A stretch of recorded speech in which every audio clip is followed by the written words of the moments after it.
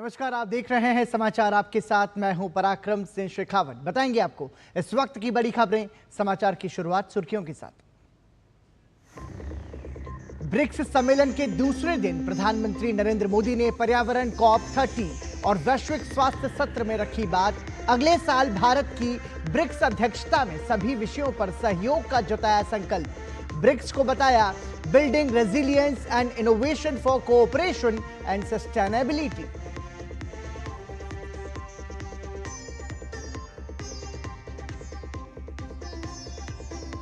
BRICS सम्मेलन से इतर प्रधानमंत्री की उरुग्वे के राष्ट्रपति से द्विपक्षीय मुलाकात। साझा हितों और ग्लोबल साउथ के मुद्दों पर जोर। बोलिविया के राष्ट्रपति के साथ द्विपक्षीय बैठक में व्यापार, डिजिटल तकनीक जैसे मुद्दों पर हुई चर्चा।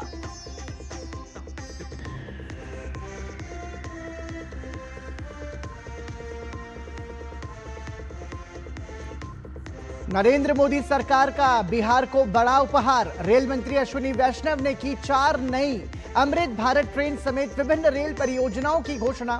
2 software technology park of India का भी होगा जल्द उद्घाटन।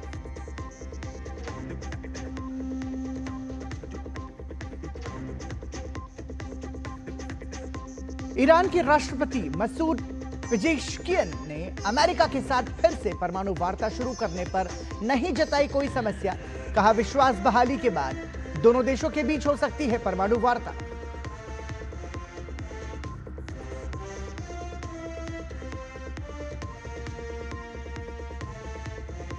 और नोवाक जोकोविच ने अपने 8वें विंबलडन खिताब की तरफ बढ़ाए मजबूती से कदम।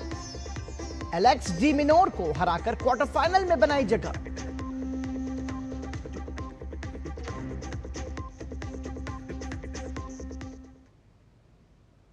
और सुर्खियों के बाद आइए अब खबरों पर नजर डालते हैं विस्तार से।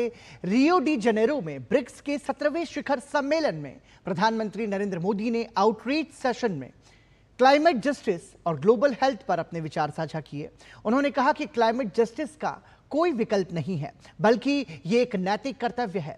भारत ने मिशन लाइफ, एक पेड़ मां के नाम, solar alliance, green hydrogen mission, global biofuel और इंटरनेशनल बिग कैट अलायंस शुरू किए हैं। भारत तेजी से बढ़ती अर्थव्यवस्था है, बावजूद पेरिस समझौता के लक्ष्य को समय से पहले हासिल करेगा।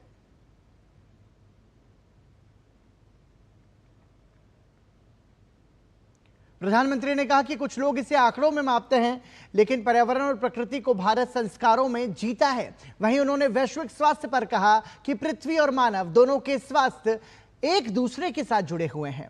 कोविड की महामारी ने सिखाया कि वायरस वीजा लेकर नहीं और समाधान भी पासपोर्ट देखकर नहीं चुने जाते, इसलिए मानवता को प्राथमिकता देना जरूरी है। भारत ने आयुष्मान भारत जैसे अभियान स्वास्थ्य कवरेज को बढ़ाने के लिए शुरू किए हैं।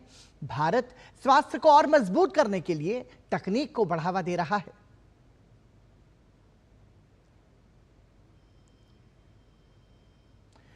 उरुग्वे के राष्ट्रपति यमांडू ओरसी ने प्रधानमंत्री नरेंद्र मोदी के साथ ब्रिक्स सम्मेलन से इतर द्विपक्षीय मुलाकात की। दोनों नेताओं के बीच यह पहली मुलाकात रही। प्रधानमंत्री नरेंद्र मोदी और राष्ट्रपति यमांडू ओरसी ने साझा हितों और ग्लोबल साउथ के मुद्दों पर चर्चा की। साथ ही भारत व्यापार, केमिकल, फार्मास्यूटिकल, तकनीक, रक्षा सहित अन्य विषयों पर भी चर्चा की। उरुग्वे में बढ़ते योग को प्रधानमंत्री लोगों के बीच मजबूत होते संबंध के तौर पर देख रहे हैं। अपने वक्तव्य में उन्होंने ये बात कही।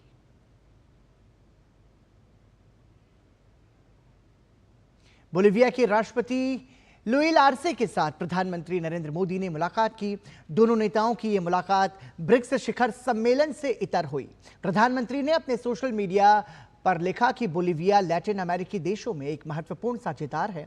दोनों देशों के द्विपक्षीय संबंध और भी मजबूत हुए हैं। व्यापार, विविधीकरण और प्राथमिकता के आधार पर इसे मजबूत बनाने पर चर्चा हुई। डिजिटल तकनीक, क्रिटिकल मिनरल, स्वास्थ्य, स्पेस सहित अन्य मुद्दों पर चर्चा हुई। साथ ही बोलिविया की आजादी के 200 साल पूरे होने पर शुभकामना भी दी।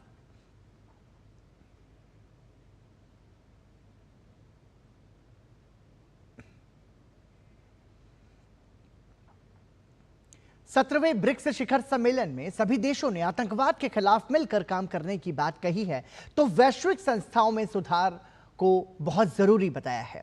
भारत सहित ब्रिक्स देशों ने ग्लोबल साउथ के मुद्दे पर व्यवहारिक समाधान निकालने और उसे तेजी से लागू करने की बात भी कही है। रियो घोषणा पत्र में राजनीतिक आर्थिक सहयोग को बढ़ाने पर भी सहमति बनी है। प्रधानमंत्री नरेंद्र मोदी ने विस्तारित ब्रिक्स सदस्यों के साथ सहयोग को बढ़ाने और ग्लोबल गवर्नेंस में समय सीमा के तहत बदलाव लाने की वकालत की है। ब्राजील में शुरू हुए ब्रिक्स सम्मेलन के पहले दिन आतंकवाद का मुद्दा प्रमुखता से उठा। पीएम मोदी ने अपने संबोधन में आतंकवाद को मानवता के लिए बड़ा खतरा बताया। भारत के साथ ही बाकी देशों ने भी आतंकवाद और खासकर पहलगाम हमले की निंदा की। आतंकवाद के खिलाफ मिलकर लड़ने का संकल्प दोहराया।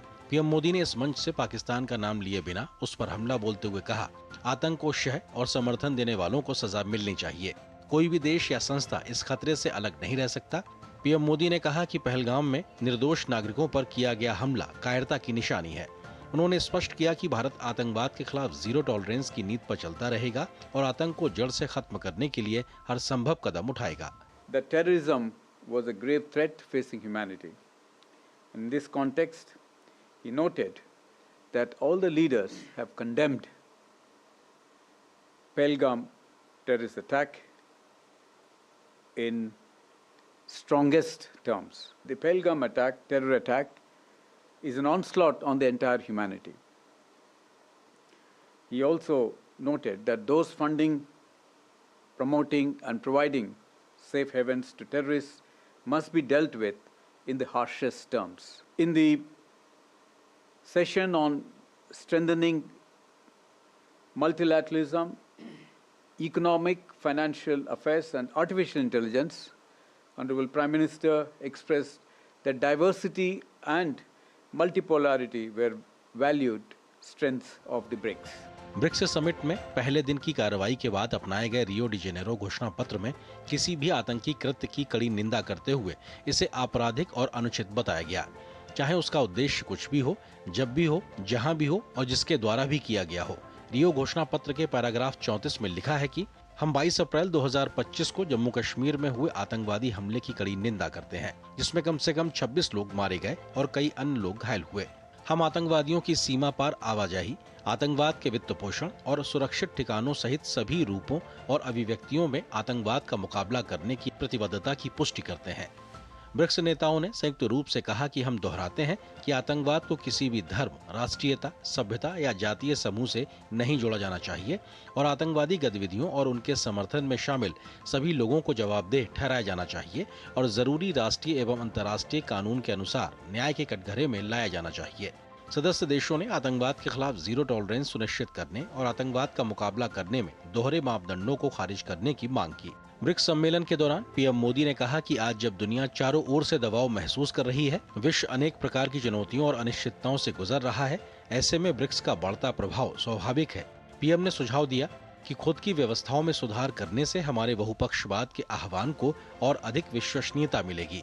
ग्लोबल साउथ के देशों की ब्रिक्स के प्रति कुछ विशेष अपेक्षाएं और आकांक्षाएं हैं, उन्हें पूरा करने में हम मिलकर काम कर सकते हैं। प्रधानमंत्री मोदी ने भारत में शुरू की गई पहल वन नेशन वन सब्सक्रिप्शन का जिक्र किया और सुझाव दिया कि एक BRICS science and research repository बनाया जाना चाहिए, जिसका लाभ ग्लोबल साउथ के देशों को भी पहुंचाया जा सके। प्रधानमंत्री ने क्रिटिकल मिनरल्स और टेक्नोलॉजी में सहयोग बढ़ाते हुए इसकी सप्लाई चेन को भी सुरक्षित बनाने पर जोर दिया और कहा कि हमें देखना होगा कि कोई भी देश इनका उपयोग केवल अपने स्वार्थ के लिए या हथियार के रूप में ना करे। प्रधानमंत्री ने आर्टिफिशियल इंटेलिजेंस गवर्नेंस में चिंताओं के समाधान और इनोवेशन के प्रोत्साहन दोनों को समान प्राथमिकता देने का सुझाव भी दिया। ब्रिक्स शिखर सम्मेलन के संयुक्त घोषणा पत्र में संयुक्त राष्ट्र सुरक्षा परिषद के विस्तार पर भी सहमति जताई गई और संयुक्त राष्ट्र सुधारों का जोरदार तरीके से समर्थन किया गया। ब्रिक्स ने कहा कि सुरक्षा परिषद में सुधार के जरिए ग्लोबल साउथ यानी विकासशील देशों की आवाज को और ताकत मिलनी चाहिए। सुरक्षा परिषद के स्थायी सदस्य के तौर पर चीन और रूस ने सुरक्षा परिषद में भारत और ब्राजील को बड़ी भूमिका देने पर जोर दिया। He reiterated that the global organizations of the 20th century lacked the capacity to deal with the challenges of the 21st century. And therefore, he underscored the importance of reforming the multilateral organizations. He called for a multipolar and inclusive world order and stated that the global governance institutions, particularly the UN Security Council, the IMF, the World Bank, and the WTO, must undergo urgent reform to reflect the contemporary realities and times. Bharat BRICS का संस्थापक सदस्य देश है और अगले साल BRICS की अध्यक्षता भारत करेगा। प्रधानमंत्री ने ब्रिक्स सम्मेलन में दोहराया कि 20वीं सदी के वैश्विक संगठनों में 21वीं सदी की चुनौतियों से निपटने की क्षमता का अभाव है। सुधाकर दास और अखिलेश सुमन के साथ ब्यूरो रिपोर्ट, टीटी न्यूज। केंद्रीय वित्त मंत्री निर्मला सीतारमण ने रियो डी जेनेरियो में ब्रिक्स वित्त मंत्रियों और केंद्रीय बैंक गवर्नर्स की बैठक में भाग लिया। उन्होंने भारत की मजबूत घरेलू मांग, विवेकपूर्ण आर्थिक प्रबंधन और लक्षित नीतिगत उपायों के चलते दिखाई गई आर्थिक लचीलापन को रेखांकित किया। उन्होंने कहा कि भारत ने व्यापार और वित्तीय प्रतिबंधों के जवाब में संरचनात्मक सुधारों पर जोर दिया है, जिससे बाजारों में विविधता, बुनियादी ढांचा विकास और प्रतिस्पर्धा बढ़ी है। निर्मला सीतारमण ने ब्रिक्स को समावेशी बहुपक्षवाद का महत्वपूर्ण मंच बताया और ग्लोबल साउथ की आवाज को मजबूत करने की जरूरत पर जोर दिया। उन्होंने कहा कि जलवायु और विकास लक्ष्यों में ग्लोबल साउथ सहयोग महत्वपूर्ण है, लेकिन जलवायु कार्रवाई का मुख्य बोझ ग्लोबल साउथ पर नहीं डाला जाना चाहिए।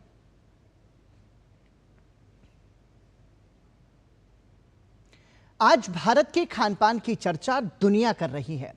भारतीय व्यंजन आज विदेशियों की पसंद बनते जा रहे हैं।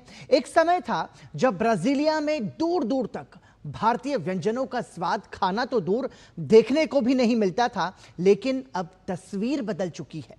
भारतवंशियों ने स्टार्टअप के रूप में भारतीय व्यंजन ब्राजीलिया के लोगों के सामने परोसने शुरू किए हैं, तो यहां के लोगों ने दिल खोलकर भारतीय खाने की तारीफ की है। देखिए ब्राजीलिया से संवाददाता नीरज सिंह की यह खास रिपोर्ट। नमस्ते इंडियन रेस्टोरेंट। इस समय हम ब्राज़ीलिया में हैं और आपको बता दें कि भारत के फूड को, भारत के कल्चर को देश दुनिया के अलग अलग हिस्सों में हमारे जो भारत के लोग हैं वो फैला रहे हैं। ऐसे ही एक इंडियन रेस्टोरेंट में हम आए हैं। आपने इंडियन फूड यहाँ पर पेश किया और काफ़ी लोग दिख भी रहे हैं खाते हुए। एक्चुअल में सर यहाँ पे ऐसा है, जब हम स्टार्टिंग में आए थे तब तो लोग नहीं खाते थे मिर्ची ज़्यादा, लेकिन अभी सीख गए हमारे साथ खाते खाते। तो मेरा तो हफ्ते में 1 किलो हरी वाली मिर्ची यूज़ कर लेते हैं हम लोग। अब खाने लगे धीरे धीरे, लेकिन उनका एक माइंड ऑलरेडी सेट होता है कि जब हम इंडियन फूड खाते हैं तो ये स्पाइसी होगा। तो कौन सी चीज़ सबसे ज़्यादा पसंद करते हैं, क्या डिमांड रहती है? सर समोसे का बहुत ज़्यादा रहता है, और दूसरा हमारा चिकन टिक्का मसाला या बटर चिकन बहुत फेमस है यहाँ पे, क्योंकि लोग यहाँ पे ज़्यादा मोस्टली नॉनवेज खाना भी पसंद करते हैं। और उसके अलावा फिर यहाँ पे वेगन लोग बहुत ज़्यादा हैं, जो दाल बहुत खाते हैं लोग, चना बहुत खाते हैं लोग, क्योंकि उसका ये होता है कि यहाँ पे वेगन बहुत ज़्यादा लोग हैं, वेजिटेरियन से भी ज़्यादा वेगन है यहाँ पे लोग। भारत के खान पान को आप ब्राज़ील के लोगों तक पहुँचा रहे हैं। सर अच्छा लगता है, हमें तो प्राउड फील होता है, और हमारी कंट्री है तो हम तो खुशी खुशी जाते हैं और 2-3 चीज़ें और भी समझाते हैं उनको, ये भी खाओ अच्छा है। बाकी लोग तो आजकल सोशल मीडिया का ज़माना है, तो लोग सारी चीज़ें ऑनलाइन देख रहे हैं, तो वैसे लोगों को कल्चर ही तो बहुत ज़्यादा ये पसंद है। अभी कुंभ मेले में भी तो बहुत सारे लोग यहाँ से गए थे और वो पर्सनली यहाँ पे आके मेरे से मिले। तो हम कुंभ मेला गए थे, इंडिया जाते रहते हैं हर साल में, कोई योगा से कनेक्टिंग है हमारे एम्बेसी में। जो लोग हैं जो इंडियन रेस्टोरेंट में पहुँचते हैं और किस तरीके से भारतीय खान पान को पसंद कर रहे हैं। कैमरामैन एक के साथ Neeraj Singh, DD news, Brasilia. Bihar की राजधानी पटना में रेल मंत्री अश्विनी वैष्णव ने राज्य के लिए कई महत्वपूर्ण घोषणाएं की हैं। बिहार से देश के अलग अलग हिस्सों में यात्रा करने वाले यात्रियों की सुविधा के लिए 4 नई अमृत भारत ट्रेनें चलाने और नई रेल परियोजनाओं की घोषणा की। केंद्रीय मंत्री ने कहा कि पटना से दिल्ली के बीच हर रोज अमृत भारत ट्रेन चलाई जाएगी, जबकि दरभंगा से लखनऊ के गोमती नगर के लिए साप्ताहिक अमृत भारत ट्रेन का परिचालन किया जाएगा। वहीं मालदा से लखनऊ गोमती नगर के लिए साप्ताहिक अमृत भारत ट्रेन और सहरसा से अमृतसर तक अमृत भारत ट्रेन चलाई जाएगी। साथ ही जोगबनी से दक्षिण भारत इरोड तक नई दैनिक ट्रेन की भी घोषणा की गई है और सहरसा से अमृतसर के लिए नई अमृत भारत एक्सप्रेस चलाई जाएगी। इस दौरान केंद्रीय मंत्री ने जानकारी दी कि कई महत्वपूर्ण रेलवे परियोजनाएं शीघ्र स्वीकृति की प्रक्रिया में हैं, जिनमें भागलपुर जमालपुर तीसरी लाइन, बख्तियारपुर राजगीर तिलैया दोहरीकरण, रामपुर हाट भागलपुर दोहरीकरण शामिल हैं। उन्होंने कहा कि बिहार में जल्द ही 2 software technology park of India का उद्घाटन किया जाएगा। इनमें 53 करोड़ की लागत से पाटलिपुत्र में तथा 10 करोड़ की लागत से दरभंगा में निर्मित STPI शामिल है।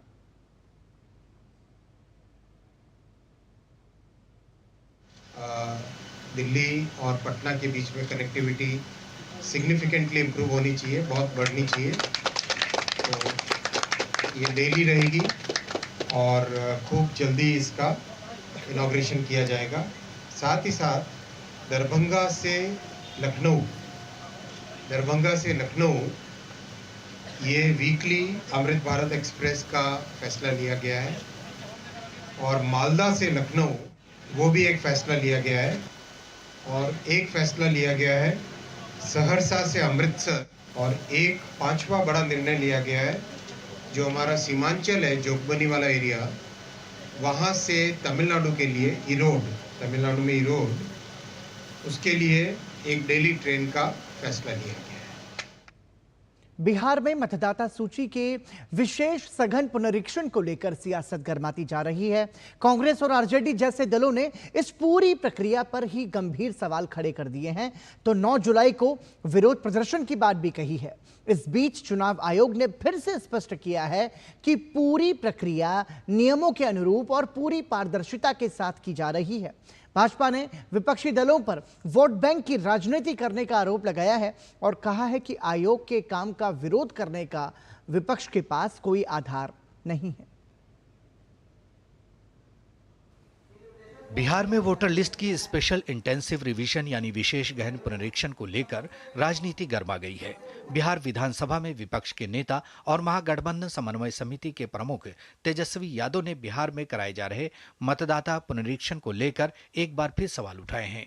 तेजस्वी यादव ने चुनाव आयोग से इस प्रक्रिया को तुरंत रोकने की मांग करते हुए 9 तारीख को राहुल गांधी के साथ मिलकर चक्का जाम करने की घोषणा की। उन्होंने चुनाव आयोग पर भ्रमित होने का भी आरोप लगाया। दूसरी ओर भाजपा सहित अन्य एनडीए दलों के नेता पुनरीक्षण का समर्थन करते हुए अवैध बांग्लादेशी घुसपैठियों का नाम मतदाता सूची से हटाने की बात कर रहे हैं।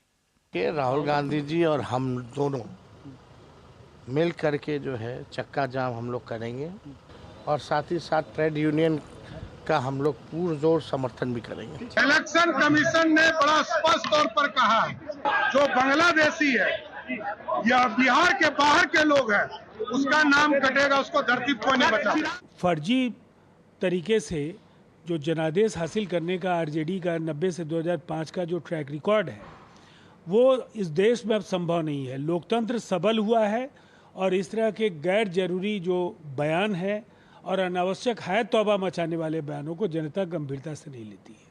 बिहार में मतदाता सूची में संशोधन के खिलाफ विपक्षी नेताओं के सुप्रीम कोर्ट पहुंचने पर केंद्रीय रक्षा राज्य मंत्री संजय सेठ ने कहा कि बिहार में हुए विकास कार्य से विपक्ष में निराशा दिख रही है, इसलिए वे ऐसा कर रहे हैं।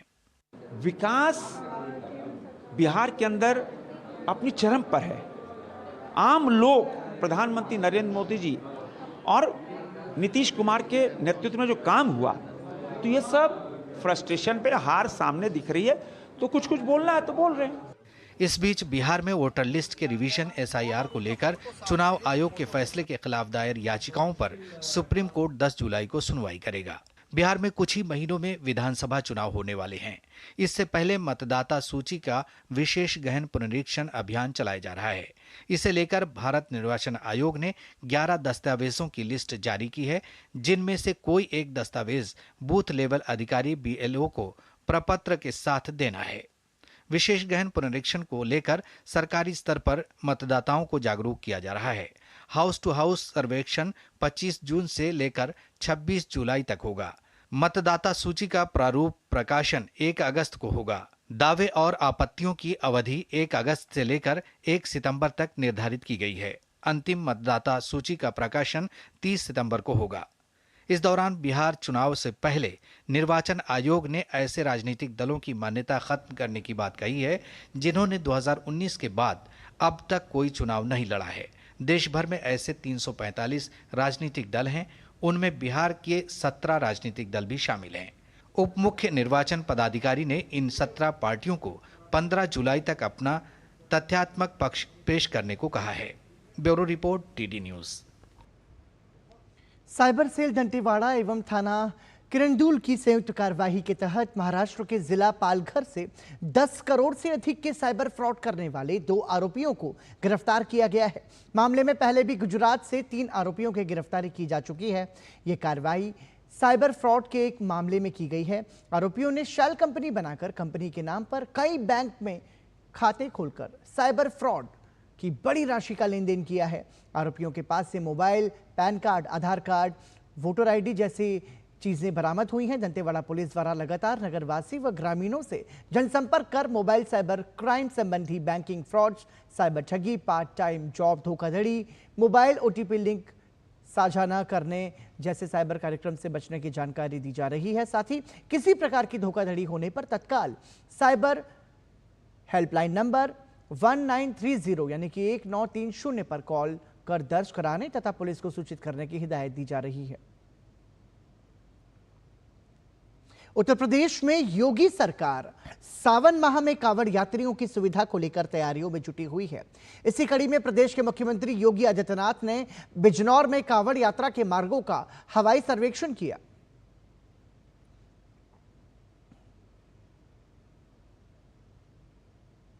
अपने शताब्दी वर्ष में राष्ट्रीय स्वयंसेवक संघ किन कार्यक्रमों के जरिए देश के आम लोगों तक पहुंचेगा, इसकी जानकारी साझा करने के लिए आज दिल्ली में एक प्रेस वार्ता हुई। संघ शताब्दी वर्ष में देश भर में करीब 1 लाख हिंदू सम्मेलनों का आयोजन करेगा। संघ के अखिल भारतीय प्रचार प्रमुख सुनील आंबेकर ने कहा कि देश की तरक्की से आम लोगों का विकास हो रहा है, तो मातृभाषा को प्राथमिक स्तर पर शिक्षा में शामिल किया जाना चाहिए। राष्ट्रीय स्वयंसेवक संघ शताब्दी वर्ष में प्रवेश करने जा रहा है। इसके मद्देनजर संघ देश भर में सामाजिक सद्भाव को बढ़ाने के लिए सम्मेलनों का आयोजन करेगा। शताब्दी वर्ष में देश भर में करीब 1 लाख हिंदू सम्मेलनों का आयोजन किया जाएगा। अखिल भारतीय प्रांत प्रचारक की बैठक में संघ के कार्य विस्तार और राज्यों में प्रचारकों के अनुभवों पर चर्चा की गई। बैठक में मणिपुर के स्वयंसेवकों द्वारा शांति को लेकर किए जा रहे प्रयासों पर भी चर्चा हुई। संघ का मानना है कि मणिपुर के हालात में सुधार हो रहा है। पिछले वर्ष की तुलना में अगर देखा जाए तो निश्चित रूप से एक थोड़ी शांति आने लगी है, शुरुआत हुई है शांति की, और धीरे धीरे जो हमारी दृष्टि से जो दोनों तरफ संवाद हो रहा है, तो धीरे धीरे रास्ते निकलेंगे इससे। बैठक में इस बात पर भी चर्चा की गई कि देश प्रगति कर रहा है और आम लोग उस प्रगति में अपनी भूमिका निभा रहे हैं।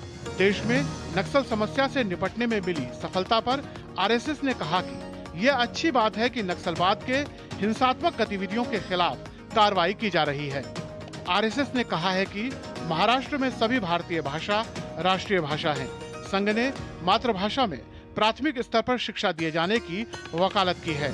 संघ की मतलब बहुत पहले से ये भूमिका है कि भारत की सभी भाषा राष्ट्रीय भाषा है और अपने अपने जगहों पर लोग अपनी अपनी भाषा में और बातें करते हैं। प्राथमिक शिक्षा उसी में लेना चाहिए, आग्रह भी सबका लगा हुआ है। तो मुझे लगता है ये बात तो पहले से स्थापित है। ऑपरेशन सिंदूर पर भी चर्चा को लेकर एक सवाल के उत्तर में बताया गया कि देश में हुई घटनाओं, समाज में मौजूद स्थिति और अन्य मुद्दों पर भी विस्तार से चर्चा हुई है। संघ को समाज के विभिन्न वर्गों में ऑपरेशन सिंदूर के प्रति उत्साह के बारे में फीडबैक मिला है।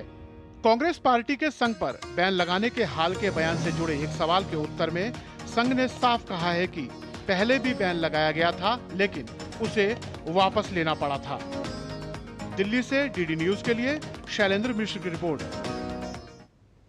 सतत और समावेशी विकास की दिशा में एक महत्वपूर्ण कदम उठाते हुए नीति आयोग और पूर्वोत्तर क्षेत्र विकास मंत्रालय ने सोमवार को पूर्वोत्तर जिला एसडीजी सूचकांक का दूसरा संस्करण जारी किया। यह रिपोर्ट संयुक्त राष्ट्र विकास कार्यक्रम के सहयोग से तैयार की गई है। आपको बता दें कि पहले की 103 जिलों की तुलना में इस बार 121 जिलों को शामिल किया गया है, जिनमें से 85% जिलों ने अपना प्रदर्शन बेहतर किया है। साथ ही फ्रंट रनर जिलों की संख्या भी 62% से बढ़कर 85% हो गई है, जबकि मिजोरम, सिक्किम और त्रिपुरा के सभी जिले फ्रंट रनर श्रेणी में आ गए हैं।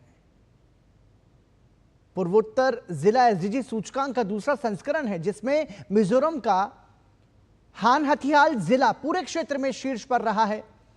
वहीं सिक्किम और त्रिपुरा ने संतुलित और स्थायी प्रदर्शन दिखाया है, जबकि नागालैंड के 3 जिले शीर्ष 10 में शामिल हुए हैं।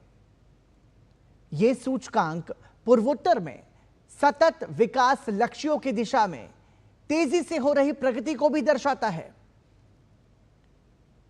साथ ही रिपोर्ट पूर्वोत्तर के सामाजिक, आर्थिक और पर्यावरणीय विकास की दिशा में हो रहे बदलावों पर नजर रखने और भविष्य की नीतियां तय करने में महत्वपूर्ण भूमिका निभाएगी।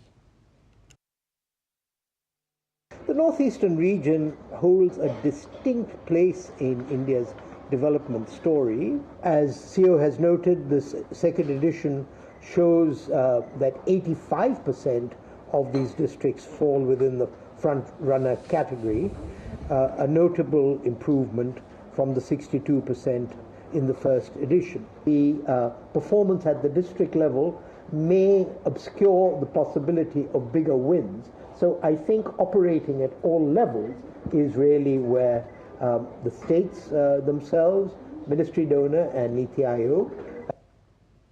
रक्षा मंत्री राजनाथ सिंह ने दिल्ली में रक्षा लेखा विभाग के नियंत्रक सम्मेलन को संबोधित किया। उन्होंने सशस्त्र बलों की परिचालन तत्परता और वित्तीय दक्षता को दुरुस्त करने में विभाग की महत्वपूर्ण भूमिका पर जोर दिया।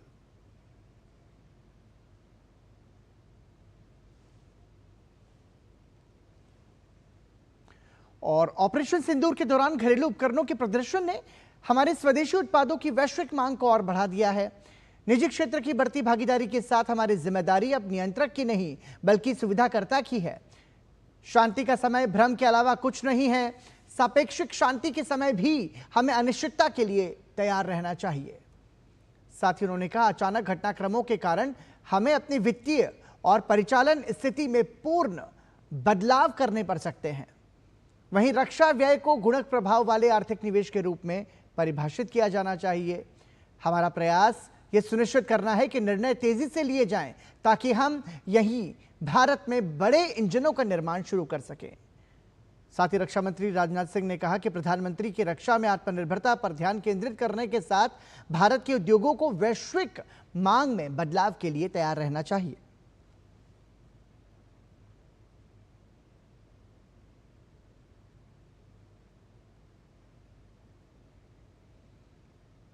उत्तराखंड में कृषि व ग्रामीण विकास के लिए दिल्ली में केंद्रीय कृषि एवं किसान कल्याण और ग्रामीण विकास मंत्री शिवराज सिंह चौहान के साथ उत्तराखंड के मुख्यमंत्री पुष्कर सिंह धामी की बैठक हुई। इस दौरान राज्य की मांग के अनुसार केंद्रीय मंत्री शिवराज सिंह चौहान ने हर संभव सहायता देने की बात कही और सराहना करते हुए कहा, उत्तराखंड में कृषि ग्रामीण विकास के क्षेत्र में काफी अच्छा काम उत्तराखंड की सरकार कर रही है।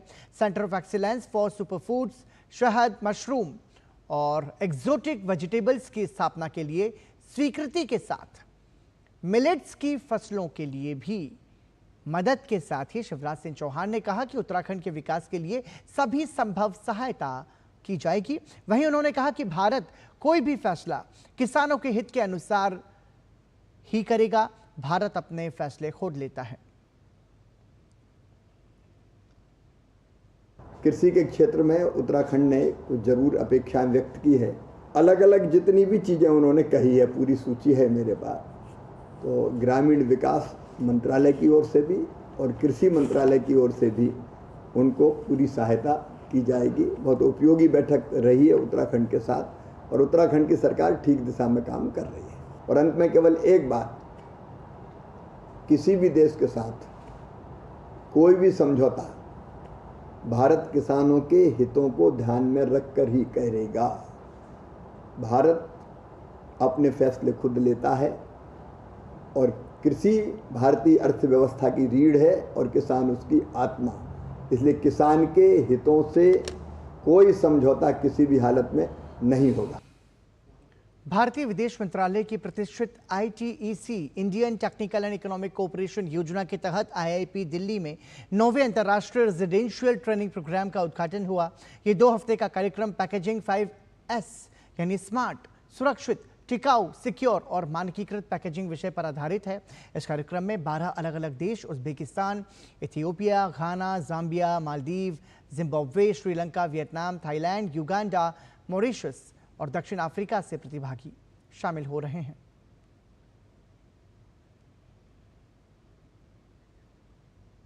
कर्नाटक के मुख्यमंत्री सिद्धरामैया ने रविवार को अखिल भारतीय कांग्रेस कमेटी की अन्य पिछड़ा वर्ग सलाहकार परिषद के अध्यक्ष के रूप में अपनी नियुक्ति को लेकर बन रहे भ्रम की स्थिति को स्पष्ट किया। सिद्धरामैया ने बताया कि उन्हें अभी तक अपनी नियुक्ति के बारे में आधिकारिक पुष्टि नहीं मिली है। इससे पहले उन्होंने एआईसीसी की पिछड़ा वर्ग सलाहकार समिति के अध्यक्ष नियुक्त किए जाने की किसी भी दावे का खंडन करते हुए कहा था कि वो केवल कर्नाटक में बैठक की मेजबानी करेंगे। हालांकि कांग्रेस नेता ने कहा कि अगर पार्टी आलाकमान द्वारा उन्हें आदेश दिया जाता है तो वो इस जिम्मेदारी को आसानी से स्वीकार करेंगे। बाद में हुबली में पत्रकारों से बातचीत के दौरान कर्नाटक के मुख्यमंत्री ने कहा कि वो समिति में अपनी जिम्मेदारी के बारे में पार्टी के आलाकमान से बातचीत करने जा रहे हैं। सिद्धरामैया की नियुक्ति की खबर ऐसे समय में आई है जब भारतीय जनता पार्टी ने दावा किया है कि कर्नाटक में मुख्यमंत्री का चेहरा बदल दिया जाएगा, जबकि राज्य के नेता प्रतिपक्ष आर अशोक ने दावा किया है कि कांग्रेस नेता दिल्ली के लिए रवाना होंगे, जिससे मुख्यमंत्री की कुर्सी खाली हो जाएगी। जाहिर है कांग्रेस हाईकमान के इस कदम के बाद कर्नाटक कांग्रेस में हलचल तेज हो गई है। मुख्यमंत्री पद को लेकर पहले से ही चल रही अंदरूनी खींचतान के बीच इस घटनाक्रम ने नया मोड़ ला दिया है। उप मुख्यमंत्री डीके शिव कुमार और राज्य प्रभारी रणदीप सुरजेवाला ने हाल ही में नेतृत्व परिवर्तन की अटकलों को खारिज किया था, लेकिन अब फिर से ये चर्चा जोरों पर है कि क्या सिद्धरामैया अब राज्य की राजनीति छोड़कर राष्ट्रीय मंच पर सक्रिय भूमिका निभाएंगे।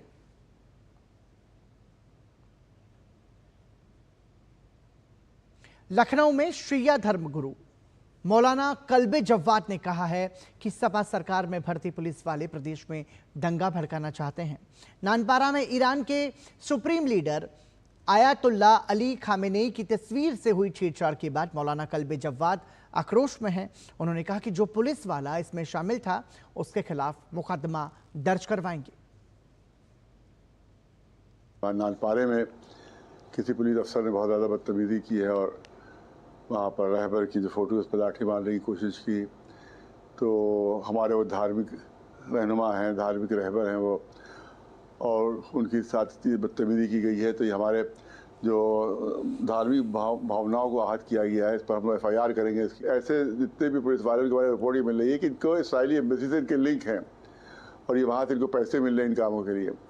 और दूसरी रिपोर्ट ये मिल रही है इसमें ज़्यादातर वो है कि जो समाजवादी पार्टी के हैं, के ज़माने के हैं और उन्हीं के ज़रिए रखवाए गए ये। तो दूसरी पोजीशन ये है कि ये शायद मौजूदा हुकूमत को बदनाम करने के लिए ये इस तरह की हरकतें कर रहे हैं ताकि एक फसाद पैदा हो जाए, दंगा पैदा हो जाए और हमारी हुकूमत जो है मौजूदा जो है वो उसको बदनाम हो जाए। तो हम चाहते हैं योगी जी से और यहाँ के जो बड़े अफसरान हैं उनसे कि इस पर बाकायदा इस पर जाँच बिठाई जाए। छत्तीसगढ़ के बीजापुर में मुठभेड़ के दौरान सुरक्षा बलों को बड़ी सफलता मिली है। मुठभेड़ में माओवादी के इनामी डिप्टी कमांडर सोढ़ी कन्ना ढेर हो गया और उसके शव को भी बरामद कर लिया गया है। सोढ़ी कन्ना पर 8 लाख रुपए का इनाम घोषित था। इसके अलावा मुठभेड़ स्थल से 1.303 राइफल, भारी मात्रा में विस्फोटक सामग्री और नक्सल संबंधी अन्य सामान भी बरामद किए गए हैं। ये मुठभेड़ बीजापुर के नेशनल पार्क क्षेत्र में हुई। सोढ़ी कन्ना टेकल गुड़ियम क्षेत्र में माओवादी गतिविधियों, धर्मांतरण कैंप पर हमले समेत कई बड़ी वारदातों में शामिल रहा है। वो CCM मांडवी हिडमा का सहयोगी भी था। साथ ही बटालियन में स्नाइपर के रूप में काम करता था। उसके मारे जाने से माओवादी संगठन को स्नाइपर क्षमताओं के लिहाज से भारी क्षति हुई है। बीजापुर के पुलिस अधीक्षक ने बताया कि माओवादी कैडर की गतिविधियों की विश्वसनीय सूचना के आधार पर 4 जुलाई को संयुक्त अभियान चलाया गया, जिसके बाद रुक रुक कर मुठभेड़ होती रही। रक्षा राज्य मंत्री संजय सेठ ने कहा है कि देश में नक्सलवाद अंतिम सांसें गिन रहा है और झारखंड तो 90% नक्सलवाद मुक्त हो गया है।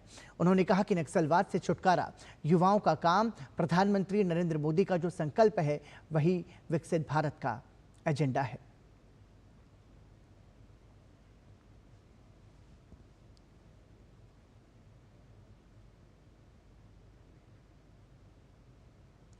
उपराष्ट्रपति जगदीप धनखड़ केरल के दौरे पर हैं। उपराष्ट्रपति national university of advanced legal studies Ernakulam पहुंचे, जहां उन्होंने कहा कि केरल आना मेरे लिए हमेशा खुशी की बात है। ये एक ऐसी भूमि है जिसने भारत को उज्जवल और ईमानदार लोक सेवकों का उपहार दिया है। उन्होंने कहा कि 2047 में हम लोग एक विकसित राष्ट्र के रूप में अपनी स्वतंत्रता की शताब्दी मनाएंगे। The academic community of NUALS. I am engaging with whom? Who are future sentinels of justice, torchbearers of constitutional values, and architects of more equitable Bharat. You will be defining what Bharat will be when we celebrate centenary of our independence as a developed nation at 2047. But let me tell you, coming to Kerala is always a matter of pleasure to me. Very satisfaction. A land that has gifted India with many luminous minds and upright public servants. You have a very amiable Chief Minister. At the moment he is out of country. But every time I interact with him, इस मौके पर उपराष्ट्रपति जगदीप धनखड़ ने संविधान का जिक्र करते हुए कहा कि संविधान की प्रस्तावना माता पिता के समान है, जिसे बदला नहीं जा सकता। Preamble of Indian Constitution is something like parenthood to children. Howsoever you may try, you can't change your parenthood. Am I right? That's not possible. That is preamble. Secondly, historically, no country's preamble has ever been changed. Thirdly, preamble of our constitution was changed during a time when hundreds and thousands of people were behind the bars, the darkest period of our democracy, the emergency era. Then it was changed where the life of the Lok Sabha was also increased. Beyond 5 years. It was changed at a time when people had no access to the justice system. Fundamental rights were totally suspended. उपराष्ट्रपति ने कहा कि संवैधानिक प्रावधानों के तहत किसी न्यायाधीश के विरुद्ध कार्रवाई करना एक विकल्प हो सकता है, लेकिन ये समाधान नहीं है।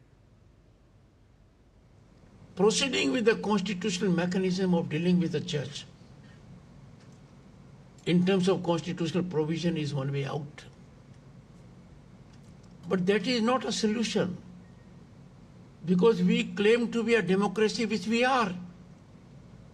The world looks us as a mature democracy where there has to be rule of law, equality before law, which means every crime must be investigated. If the money is so huge in volume, we have to find out, is it tainted money? What is the source of this money? How was it stacked in the residence, official residence of a judge? It belonged to whom? CBI निदेशक की नियुक्ति पर उपराष्ट्रपति ने कहा कि कार्यपालिका के पदाधिकारियों की नियुक्ति कार्यपालिका का कार्य है। उन्होंने प्रश्न किया कि कार्यपालिका के पदाधिकारियों की नियुक्ति मुख्य न्यायाधीश की भागीदारी से क्यों होती है। I am aghast that a functionary of the executive like the CBI director is appointed with the participation of Chief Justice of India. Why? And just think and steer your minds. CBI director is not the senior most person in the hierarchy. He has above him several layers, CVC, cabinet secretary, all secretaries. After all, he is heading a department. You must use your pen. Is it happening elsewhere in the world? Can it happen under our constitutional scheme? Why should an appointment of the executive be made by anyone else other than the executive? I strongly say so. उपराष्ट्रपति जगदीप धनखड़ ने त्रिशूर के गुरुवयूर स्थित श्री कृष्ण मंदिर में पूजा अर्चना की।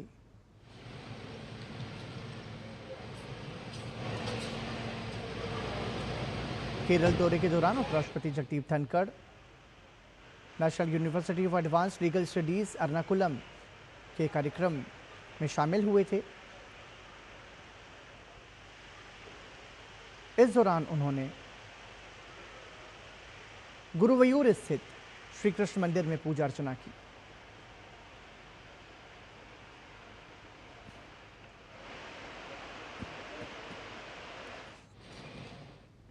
जम्मू कश्मीर के श्रीनगर में राज्यों एवं केंद्र शासित प्रदेशों के पर्यटन सचिवों की बैठक हुई। इस बैठक में केंद्रीय संस्कृति एवं पर्यटन मंत्री गजेंद्र सिंह शेखावत ने हिस्सा लिया। बैठक में गजेंद्र सिंह शेखावत ने देश की सांस्कृतिक विविधता को वैश्विक मंच पर स्थापित करने और हर राज्य को अंतर्राष्ट्रीय पर्यटन मानकों पर विकसित करने के लिए ठोस समन्वित स्ट्रेटेजी अपनाने पर जोर दिया।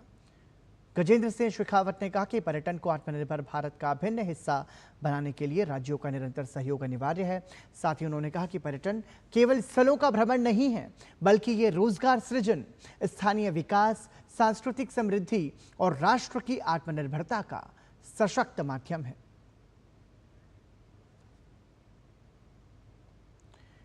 तपेदिक यानी कि टीबी जांच के मामले में पुदुचेरी राष्ट्रीय स्तर पर अग्रणी केंद्र शासित राज्य है। पुदुचेरी में वर्ष 2015 से अब तक टीबी जांच में 136% की वृद्धि दर्ज की गई है।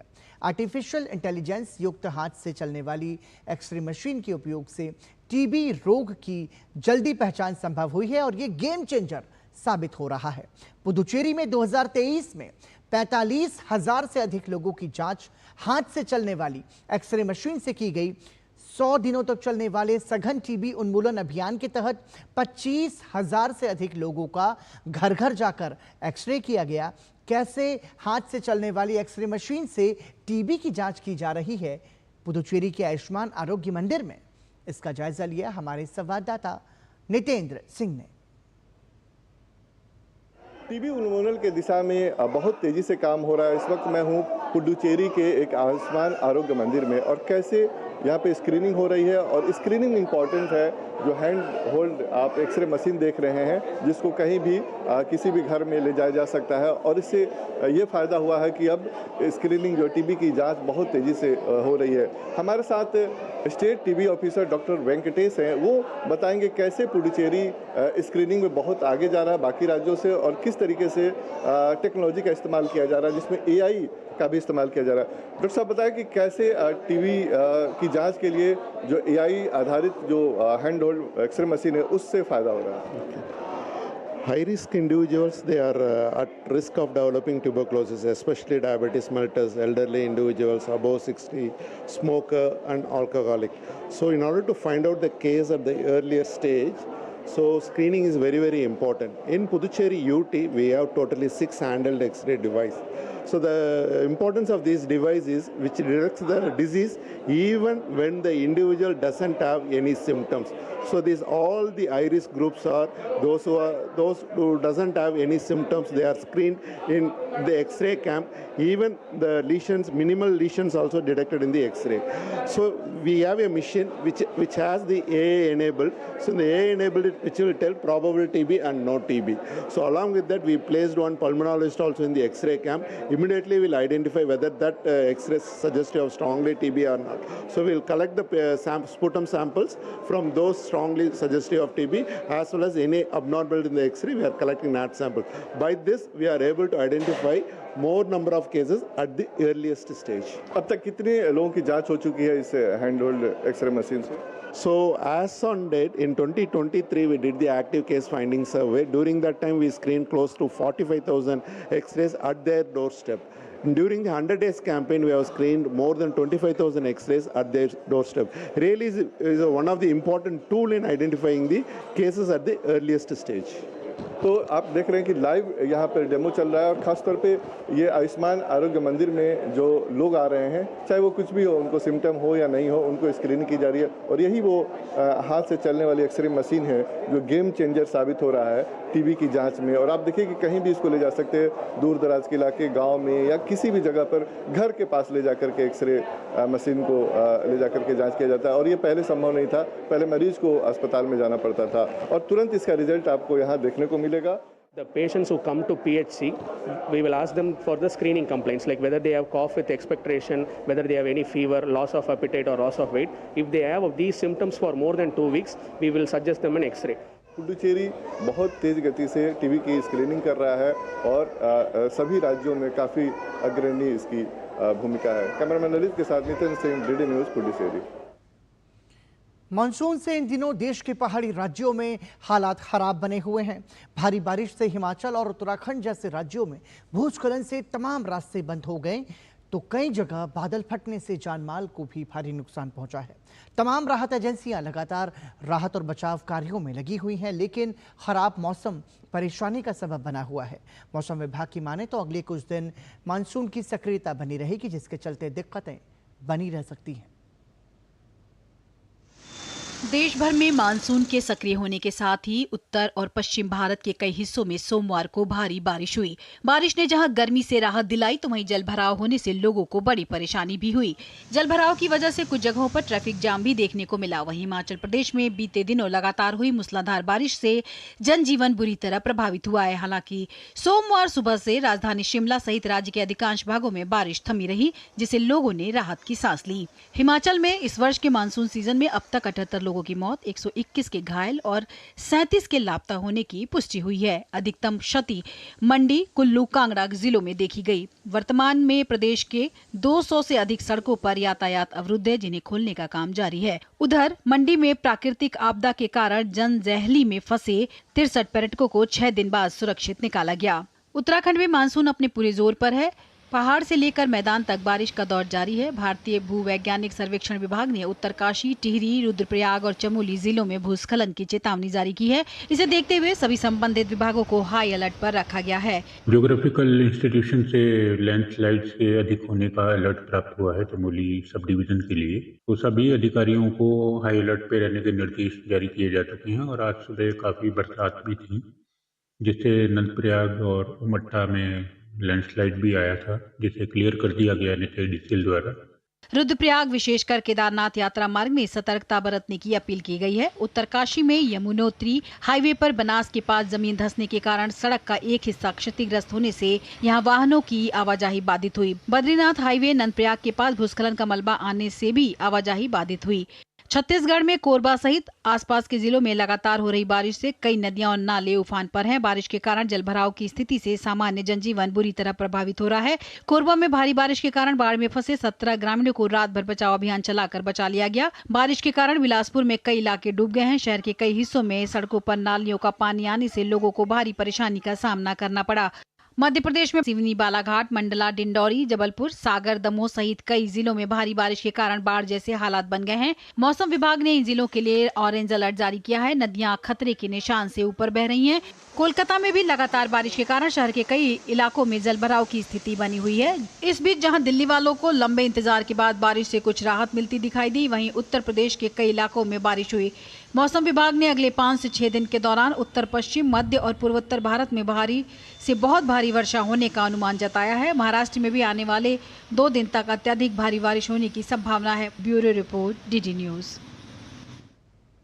यात्रियों की सुविधा को ध्यान में रखते हुए उत्तराखंड में राज्य सरकार ने नई पहल के रूप में टेम्पो ट्रैवलर की शुरुआत की। मुख्यमंत्री पुष्कर सिंह धामी ने मसूरी से देहरादून और हल्द्वानी से नैनीताल के लिए टेम्पो ट्रैवलर को हरी झंडी दिखाई। इस मौके पर मुख्यमंत्री पुष्कर सिंह धामी ने कहा कि इसका उद्देश्य सस्ती दरों पर बेहतर और सुलभ सुविधाएं प्रदान करना है।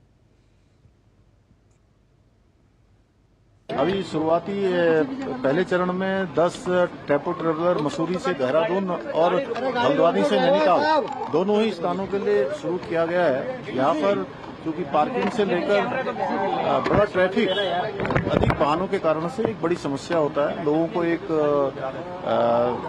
सस्ती दर पर और अच्छी सुलभ सुविधा, आधुनिक सुविधा प्राप्त हो सकेगी। लोग अपना आवागमन बहुत आसानी से कर पाएंगे। इसकी हमने शुरुआत की है और इसके बाद इसको हम और आगे बढ़ाएंगे, जिससे कि आने वाले हमारे पर्यटकों को भी और आम नागरिकों को भी सुविधाओं को आसानी से प्राप्त हो सकें, उनको किसी प्रकार की कोई परेशानी नहीं।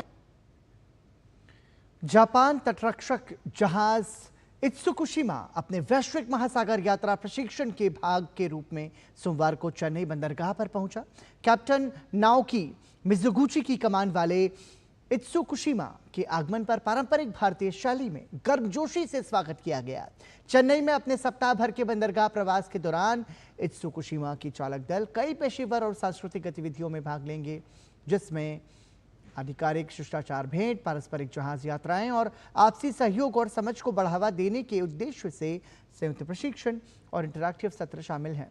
वाइस एडमिरल होराकी काउसो के नेतृत्व में जेसीसी प्रतिनिधिमंडल महानिदेशक Paramesh Sivamani, AVSM PTM TM महानिदेशक भारतीय तटरक्षक बल से मुलाकात करेगा।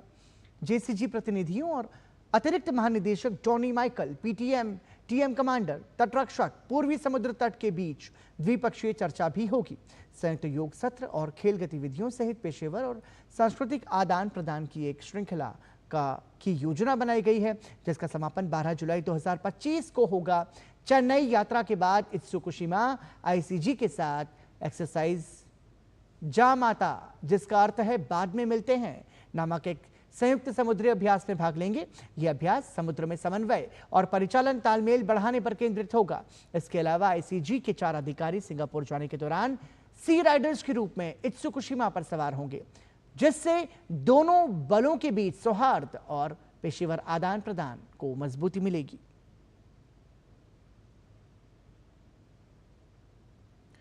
और दिल्ली प्रीमियर लीग के लिए खिलाड़ियों की नीलामी के मौके पर डीडीसीए के संयुक्त सचिव अमित ग्रोवर ने कहा कि डीपीएल युवा क्रिकेटर्स के लिए एक शानदार मंच साबित हो रहा है।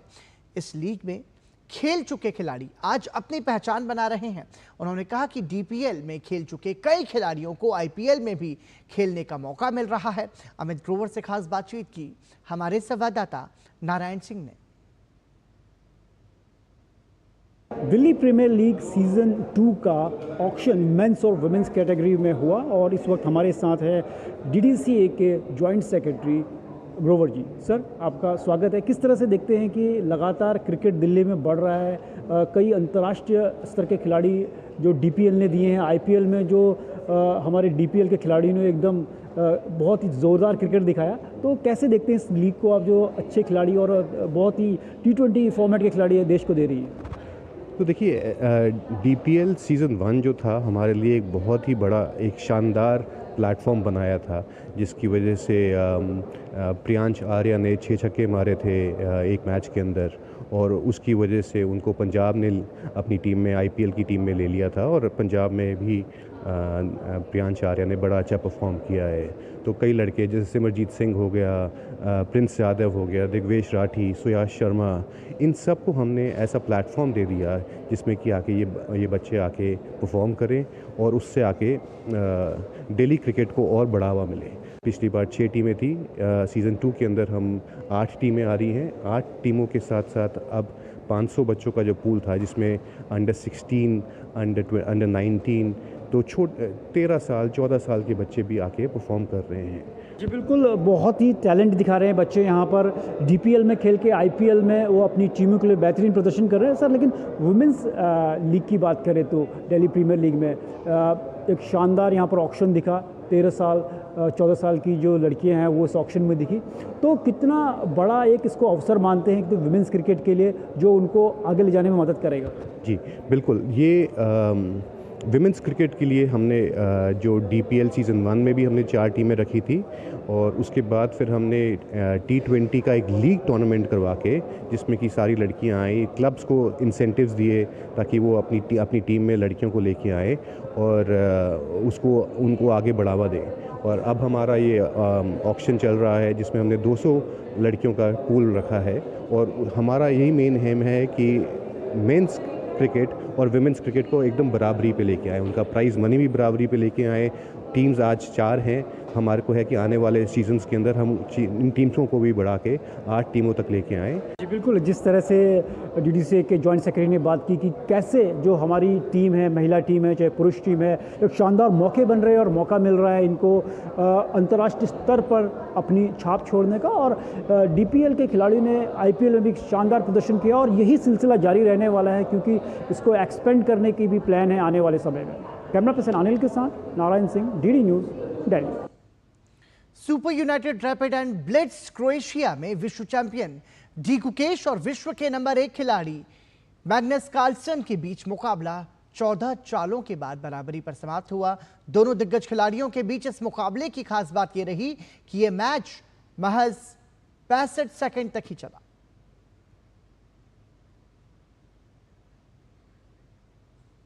और इसी के साथ समाचार में अभी के लिए इतना ही, लेकिन डीडी न्यूज पर खबरों का सफर लगातार जारी है। देखते रहिए डीडी न्यूज। नमस्कार।